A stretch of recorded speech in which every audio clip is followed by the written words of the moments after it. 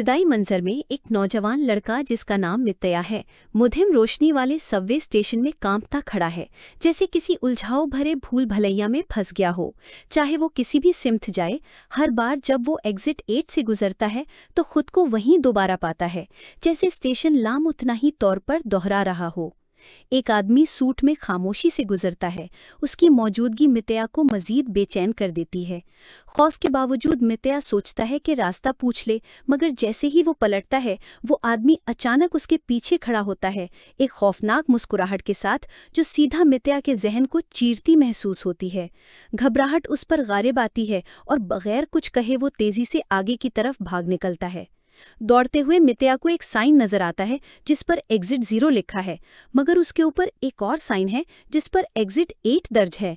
ये तजाद उसे मजीद बेसुकून करता है। वो बार बार, एक बार, 2 बार, 100 बार रास्ता ढूंढने की कोशिश करता है, मगर हर दरवाज़ा बस एक बेकार सजावट सा लगता है जो कहीं नहीं ले जाता। मायूस होकर वो इमरजेंसी इंटरकॉम इस्तेमाल करता है, मगर वो भी बंद है। उसके फ़ोन में भी सिग्नल नहीं है। थक कर वो रुक जाता है और दीवार पर एक अजीब तस्वीर को घूरता है। चिंटियाँ एक लामुतनाही दायरे में फंसी हुई हैं, निकलने की जद्दोजहद करती हैं, बिल्कुल उसी की तरह। वो मंजर उसके जहन में उतर जाता है, उसे यकीन दिलाता है कि वो भी एक ऐसे ही नाकाबिले फरार चक्कर में फंस गया है। इन्हीं ख्यालों में डूबा है कि अचानक कुछ अजीब होता है। एग्जिट 8 वाले साइन से खून टपकने लगता है, जो मित्तया के चेहरे पर छेंटे लगने लगता है। खौफ उसे जकड़ लेता है और आगे भागने की बजाय वो पीछे की सिमत दौड़ने लगता है। उसके लिए हैरत की बात यह है कि अब एग्जिट 0 का साइन बदलकर एग्जिट 1 दिखा रहा है। करीबी उसे बोर्ड पर कुछ तहरीरें नजर आती हैं। बहुत गौर से देखो, अगर कुछ भी अजीब या बेजगह लगे तो फौरन पीछे भागो। अगर सब कुछ मामूल के मुताबिक लगे तो एग्जिट 8 की तरफ बढ़ते रहो। मित्तया समझ जाता है कि खून टपकना एक अनोमली थी और पीछे भागकर वो 0 से 1 पर आ गया है। उसके दिल में उम्मीद की किरण जागती है, शायद वो इस भयानक ख्वाब से निकल सके। पुरज़्म होकर वो दोबारा एग्जिट 8 की तरफ बढ़ता है, बारीक बीनी से तब्दीलियों को देखता है। कोई फर्क ना पाकर वो एग्जिट 0 के साइन तक पहुंचता है, मगर हैरान रह जाता है, ये दोबारा 0 पर आ गया है, ना कि 1 पर। अब वो समझ आता है ये जगह एक खेल की तरह है, एक गलत कदम उसे दोबारा 0 पर ले आता है। जिंदा रहने के लिए उसे उसूलों पर सख्ती से अमल करना होगा। वो अपना फ़ोन निकालता है और हर चीज़ की तस्वीरें खींचने लगता है, दीवारें, साइन, हत्ता कि उस खामोश आदमी की भी जो बार बार एग्जिट 8 वाले साइन के नीचे से गुजरता है ताकि तब्दीलियां पकड़ सके।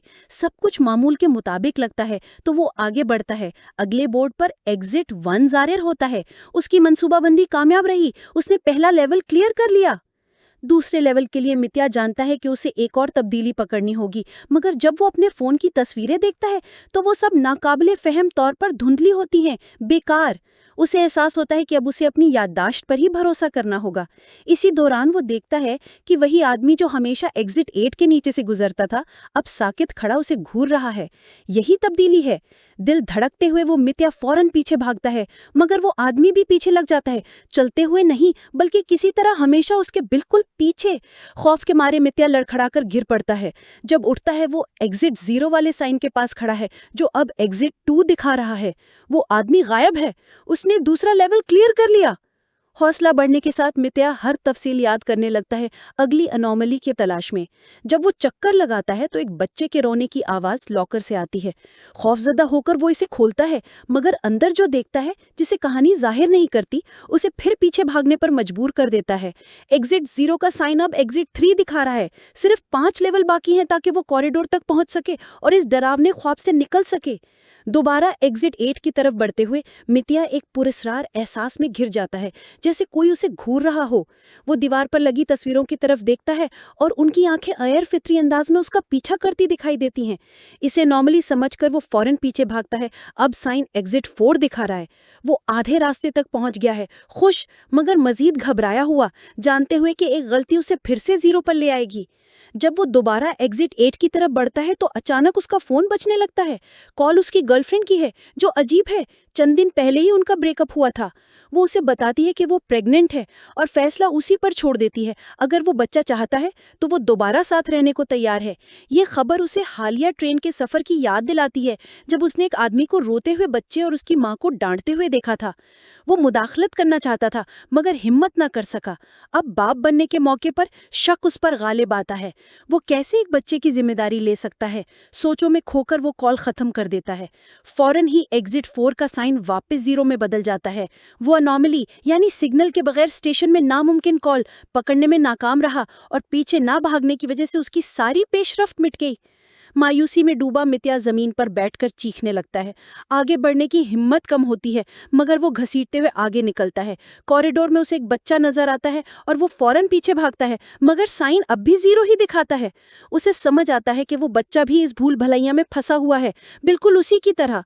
वो सूट वाला आदमी भी दोबारा दिखाई देता है और वो जान लेता है कि वो खेल का हिस्सा नहीं बल्कि एक और कैदी है जो रास्ता ढूंढ रहा है। मित्या को पता चलता है कि वो आदमी और बच्चा पहले एक साथ ये भूल भलैया हल करने की कोशिश कर रहे थे। उन्होंने एक लड़की को भी देखा था जो उनकी तरह बाहर निकलने की कोशिश नहीं कर रही थी।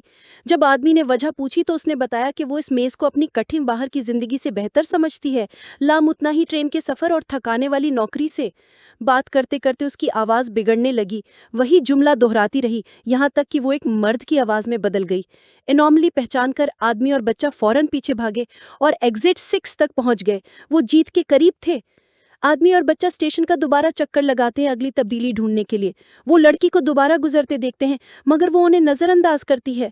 बच्चा नोट करता है कि दीवारों के हैंडल अजीब तरीके से लगे हैं मगर आदमी उसे नजरअंदाज कर देता है और बच्चे को आगे खींचता है।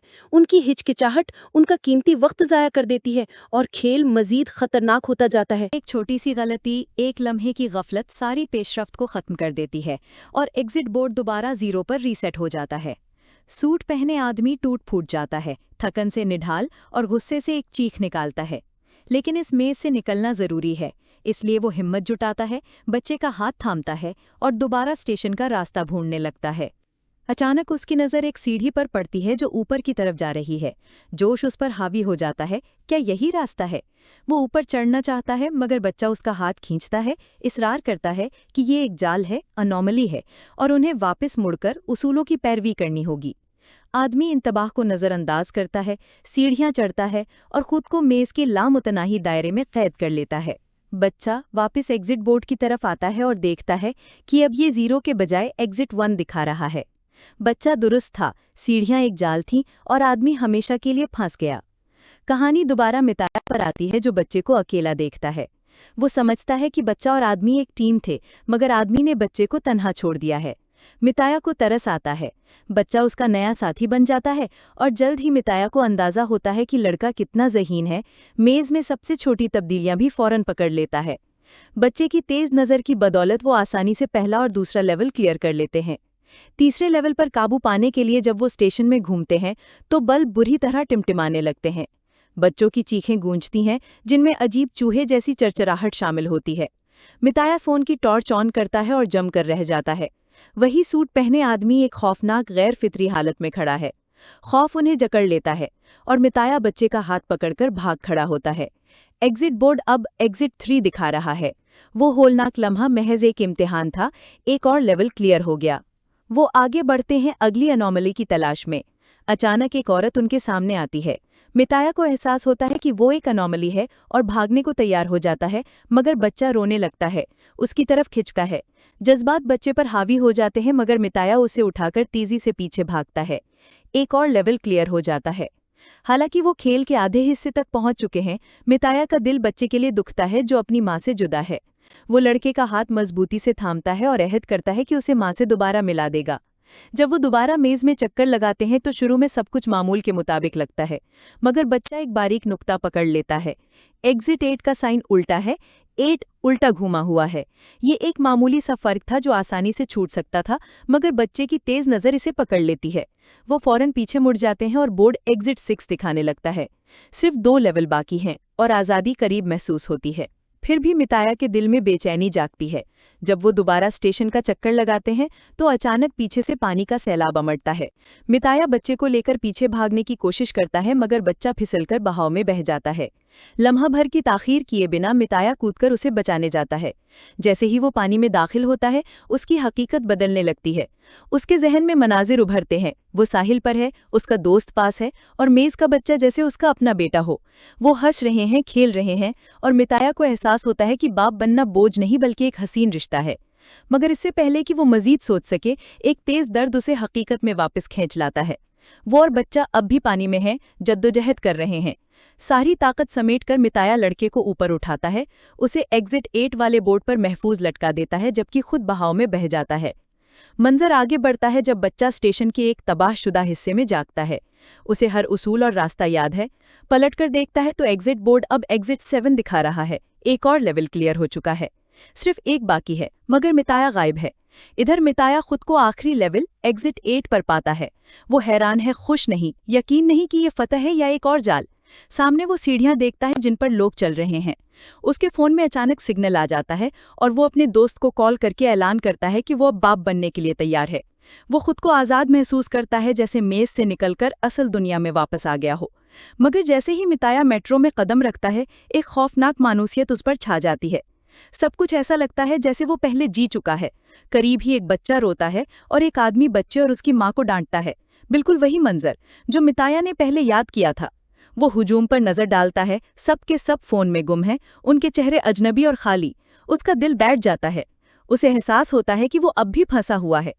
छठी लेवल के बाद वो अनोमली को देख ना सका और पीछे न मुड़ा।